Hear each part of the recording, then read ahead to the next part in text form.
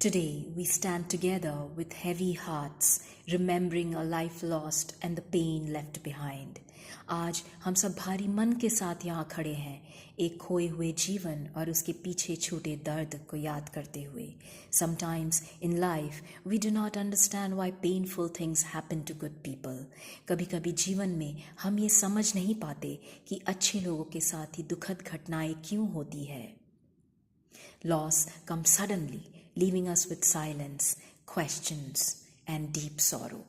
हानि अचानक आती है और हमारे पीछे छोड़ जाती है सन्नाटा, सवाल और गहरा शोक. When such incidents happen, our faith is shaken and our hearts ask, why? जब ऐसी घटनाएं होती हैं तो हमारा विश्वास डगमगा जाता है और मन पूछता है, क्यों? आखिर क्यों? History has shown us many examples where innocent and good people suffered deeply. इतिहास में हमें कई ऐसे उदाहरण मिलते हैं जहां निर्दोष और अच्छे लोगों ने गहरा कष्ट सहा. These moments remind us that this world is fragile and often unfair. ये पल हमें याद दिलाते हैं कि ये दुनिया नश्वर है और कई बार अन्यायपूर्ण भी. As a believer in Jesus, I have learned one truth. Suffering is not a sign of failure.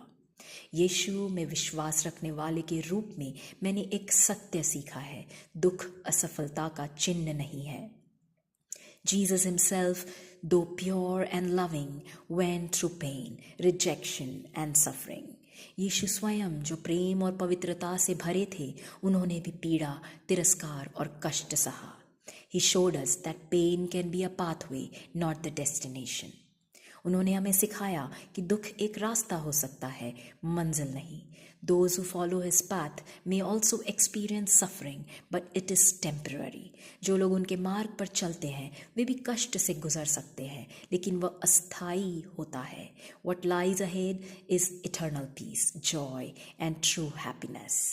आगे जो है वह है अनंत शांति, आनंद और सच्ची खुशी. Sometimes pain prepares us to understand the value of peace. कई बार दुख हमें शांति की कीमत समझाने के लिए आता है. Just as some were put into fire but did not burn because their purpose was not over. जैसे कुछ लोगों को आग में डाला गया फिर भी वे जले नहीं क्योंकि उनका उद्देश्य अभी पूरा नहीं हुआ था. Some of us walk through pain so that we can truly feel joy later. कुछ लोग दुख से इसलिए गुजरते हैं ताकि बाद में खुशी को पूरी गहराई से महसूस कर सके. Think about thirst. Water feels ordinary when we are comfortable. प्यास के बारे में सोचिए. जब हम आराम में होते हैं तो पानी साधारण लगता है. But the same water feels precious after long walking, heat and exhaustion.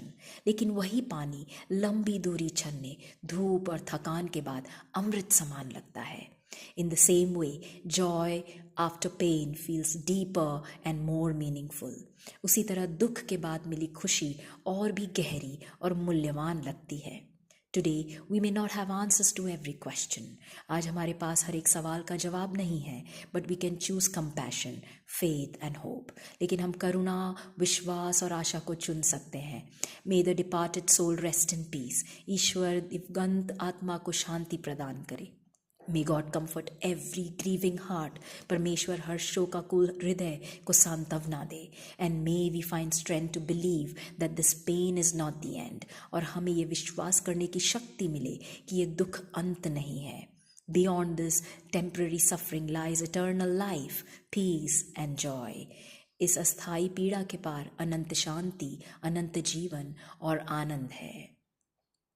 इस धरती